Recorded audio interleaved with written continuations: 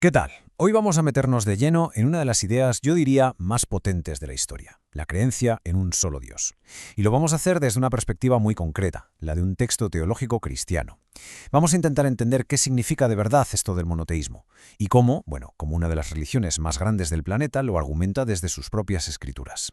Y claro, aquí es donde salta una de las preguntas más fascinantes y a la vez complejas del cristianismo. A ver, si solo hay un Dios, ¿cómo encajan en la ecuación el Padre, el Hijo y el Espíritu Santo? Bueno, pues el texto que estamos analizando hoy nos ofrece, digamos, un mapa para navegar este misterio. Así que vamos a ver qué nos cuenta.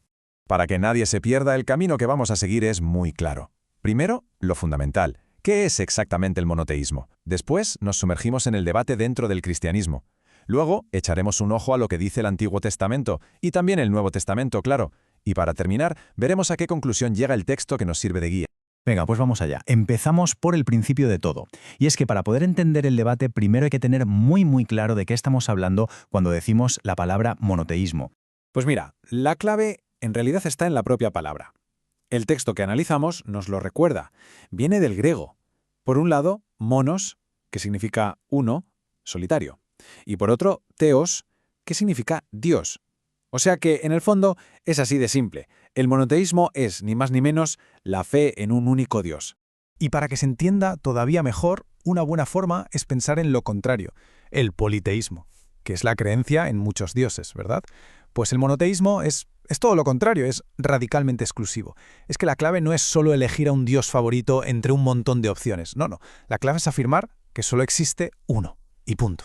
Vale, hasta aquí parece sencillo, ¿no? Pero es justo ahora cuando la cosa empieza a ponerse interesante. Porque claro, uno podría pensar que creer en un solo Dios es una idea bastante directa. Sin embargo, el texto que analizamos nos desvela que dentro del propio cristianismo hay un debate bastante intenso sobre qué significa exactamente eso. En esta tabla lo podemos ver todo mucho más ordenado. El texto nos presenta, digamos, cuatro grandes corrientes. Por un lado, el trinitarismo, que es la visión mayoritaria, la idea de un solo Dios que existe como tres personas distintas. Luego tendríamos el binitarismo, que, cree en dos personas dentro de la deidad, dejando al Espíritu Santo en otra categoría. Y por último, lo que se llama monoteísmo estricto, que a su vez se divide en dos.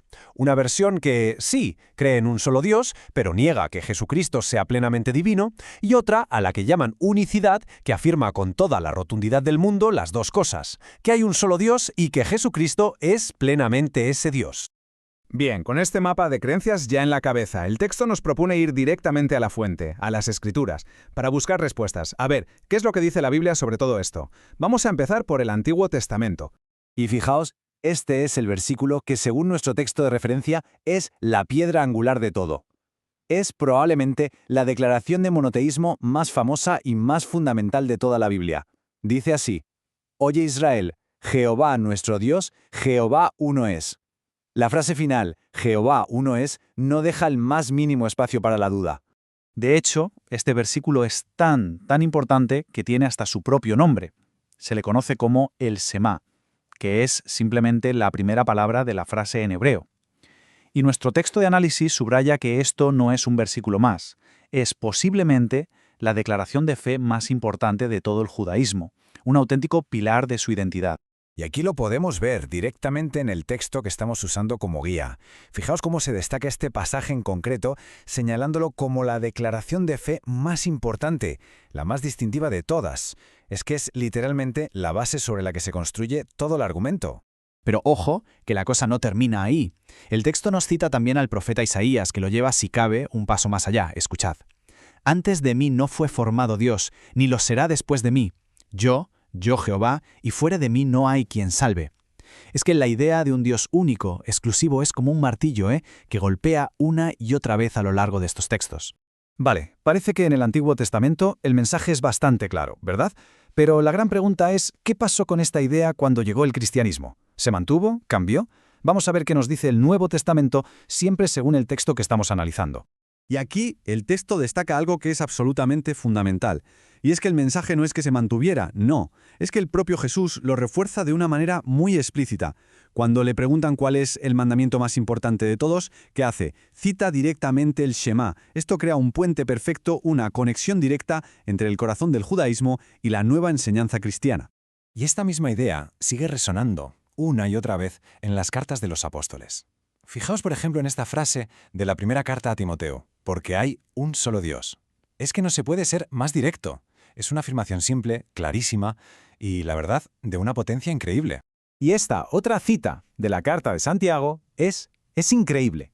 El texto la utiliza para demostrar hasta qué punto esta creencia era algo ya asumido, algo fundamental. Es que la idea es que es una verdad tan básica, tan innegable, que hasta los demonios la conocen y tiemblan ante ella. Esto nos da una idea bastante clara de lo profundamente arraigada que estaba esta convicción. Bueno, y después de todo este recorrido por el Antiguo y el Nuevo Testamento, el texto empieza a atar todos los cabos. ¿Cuál es entonces la conclusión final a la que nos lleva todo este análisis? Pues la conclusión a la que llega la fuente es bastante contundente.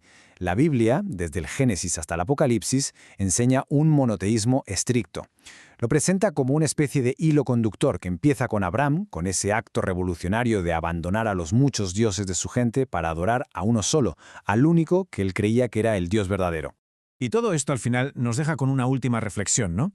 Más allá de la teología y de los textos antiguos, ¿por qué esta idea de un solo Dios sigue teniendo una fuerza tan increíble a día de hoy? ¿Qué tiene este concepto para que siga resonando en miles de millones de personas en un mundo que es cada vez más y más complejo? Bueno, es una pregunta que sin duda da para pensar. Gracias por habernos acompañado en este análisis.